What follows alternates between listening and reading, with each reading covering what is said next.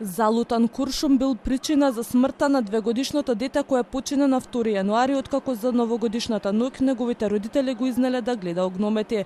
Телма дознава дека детето било погодено во темето, што наведува дека куршумот летал високо и оддалеку. Целото зрно од куршумот било извадено и сега се анализира од полицијата дали е испукано од регистрирано оружје со познат сопственик.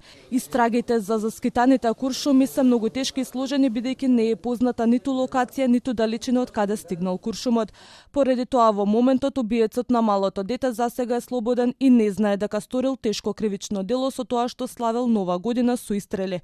Според министерот Тошковски не станува збор за намерно пукање, туку за трагичен случај. Не станува збор за куршум кој што е директно насочен за да се застрела детенцето, туку станува збор за залутен куршум. Согласно на кое што досега е споделено како информација до мене, истрагата е во тек, ќе продолжиме да ги превземеме сите оние надлежни чекори, се со цел да утврдиме на крајот конкретен сторител. И без оглед на тоа што во ваква ситуација и вас ви е познато дека навистина овие се доста тешки случаи за детектирање и откривање на конкретен сторител. Новогодишната ноќ со тешки повреди ја завршиле и двајца мажи на возраст од над 50 години, кои наместо да слават, завршиле на операција поради употреба на петарди.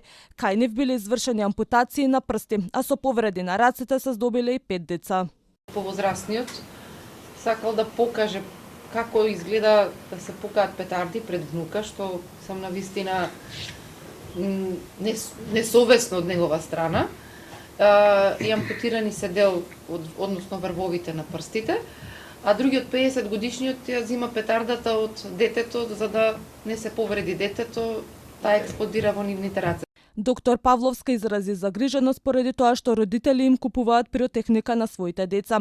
Во меѓувреме за нелегално внесување и транспорт на пиротехнички средства приведен е полицаец, а нелегалната роба била откриена во Велес. Министерот Тошковски размислува за зголемување на казните за оние кои тргуваат, шверцуваат и продаваат пиротехника што завршува во рацете на децата.